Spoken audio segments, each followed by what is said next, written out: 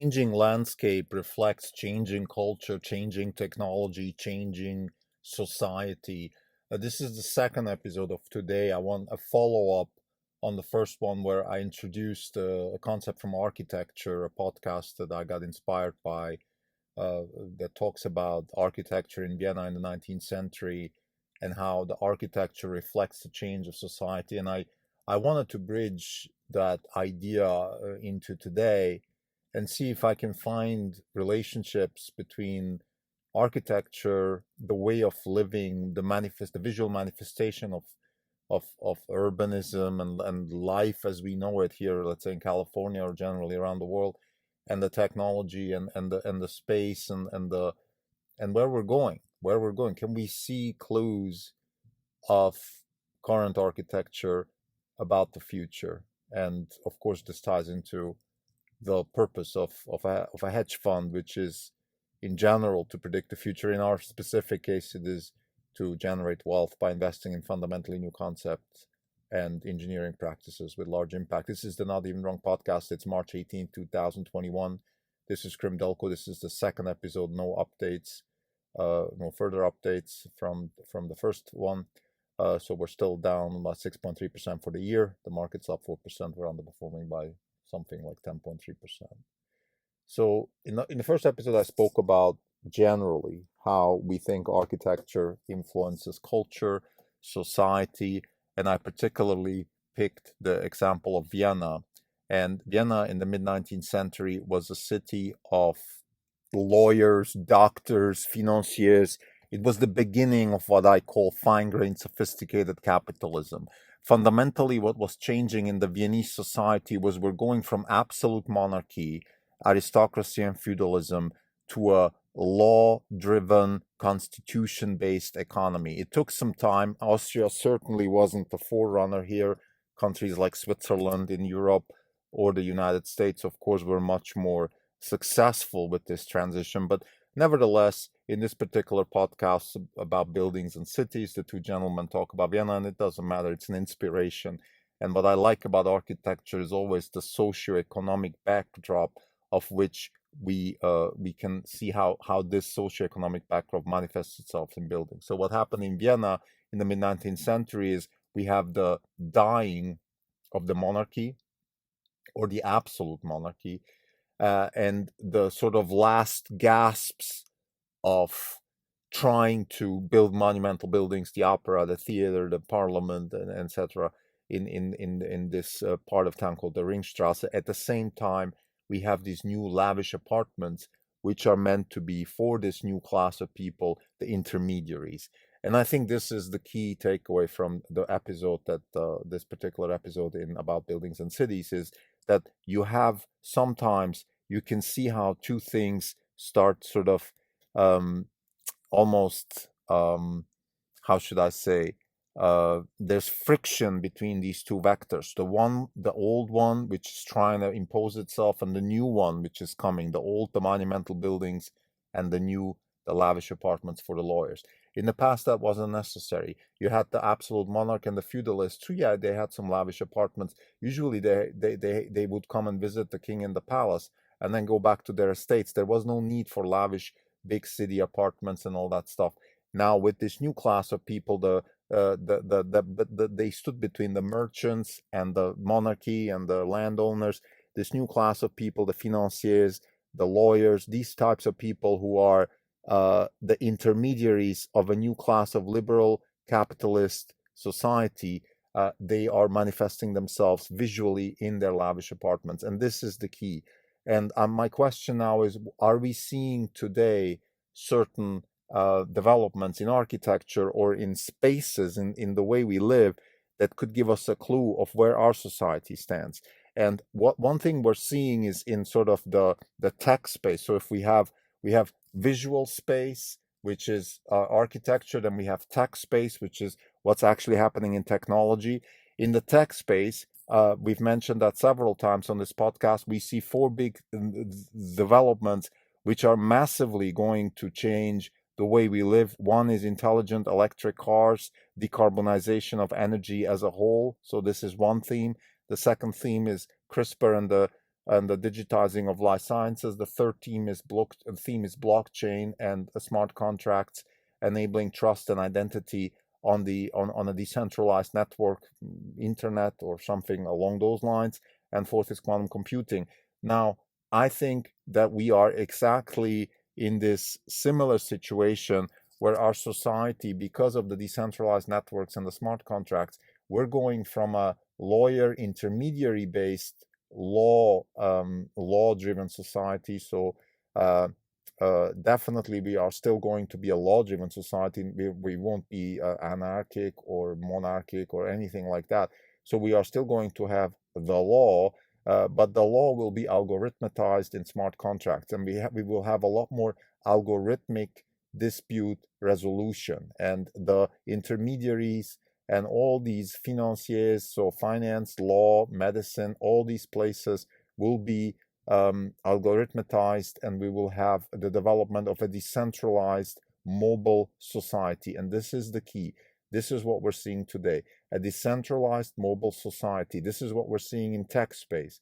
Now let's see what we're seeing in architecture space. Do we see that development manifest itself in let's say, the way we live in spaces? I mentioned in the first episode that Tesla, through the decarbonization of transport and the intelligent transport, the lower cost of transport, the higher convenience of transport, is enabling mobility, a decentralized space where we are moving away from big cities. And I mentioned in the first episode of today how we still have that last gasp of monument building in big cities, the city center of Hong Kong, New York, even San Francisco with the Salesforce Tower. We have these big skyscrapers, these old manifests of power and corporate power. We have the campuses of Google and Apple in Silicon Valley. So these are similar manifests of corporate power. We have those last gasps of the old, the power, the central power, and then the new, the decentralized, which is manifested itself in part by the Tesla revolution of electric intelligent cars. I want to add to this now in this particular second follow-up episode that we actually have a much bigger theme that we're expecting. We're not seeing that, and that is decentralized societies. Societies building themselves adaptively throughout the needs of infrastructure, energy, and things like that. So what I mean with that is that we've mentioned that before, that smart contracts, like for example, the Ethereum blockchain offers a self-regulating infrastructure build-out. So you could have a contract that says that I'm willing to pay $10,000 to build out an energy infrastructure if all the other 100 houses in my community also pay $10,000. So only if everybody chips in, we will build out this, let's say we will buy a mega pack and build out a solar infrastructure so we have energy and we're off the grid. What this means is that we can solve the free rider problem and the tragedy of the commons problem with smart contracts, and therefore enable decentralized development of infrastructure. And I think this is a phenomenal example of how we can see these new technological developments manifest themselves in architecture space. We will see more independent communities self-sufficient on energy, self-sufficient on things like roads, parking spaces. Communities build more adaptively to their needs. A community might, for example, have a lot of self-driving cars and therefore have different types of road infrastructure needs than another city or a community that doesn't have that many self-driving cars. So we will see more diversified cities instead of what we saw in the last 50 years, which is sort of every city went from being more of a rural place to more of a city type place with high skyscrapers, with subways, with buses, with lots of parking spots and lots of traffic on rush hour. We will go away from there. We mentioned in the first part of today's episodes that we expect much more mobile society, the decentralization and the freeing of people to live and work wherever they want through also the decentralized nature of let's say things like I said, work, but also even things like the law. Like today, you are kind of bound to live in a specific country because you are still dependent on the law and of the land. In the future, that will change because the law of the land will be the law of the network. And no matter where you are, since most of your activities financially in particular will be on the network, you will be much more interested in the law of the network than the law of the land. So all these things will manifest itself in more adaptive, more diversified communities around the globe.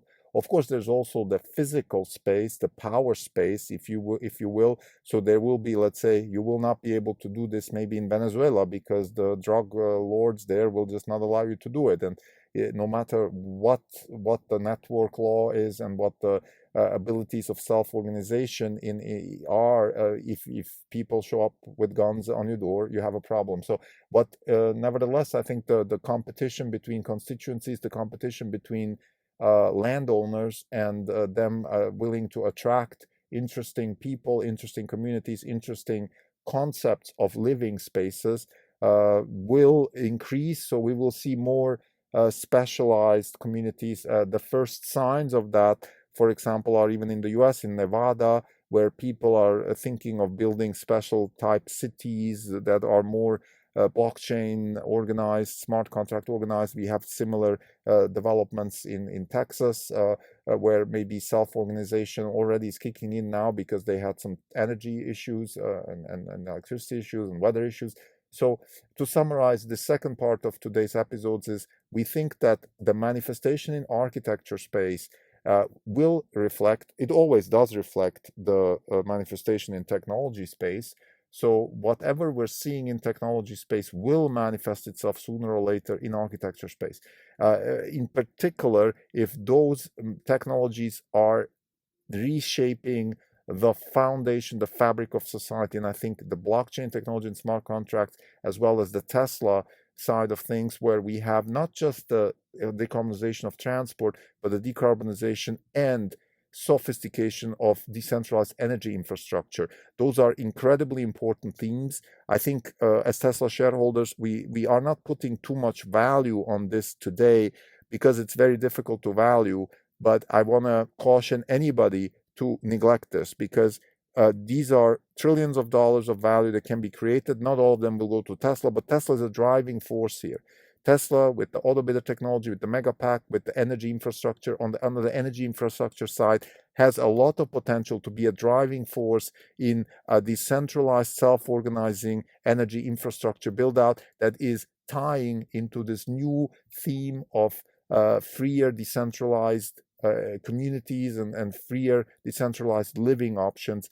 And therefore, we believe that the potential for Tesla, no matter how big the valuation is today, is still way underestimated because these are all new themes that can plug into the Tesla business proposition, the value proposition that this company and its innovative structure and its place in the tech space can offer. Thank you.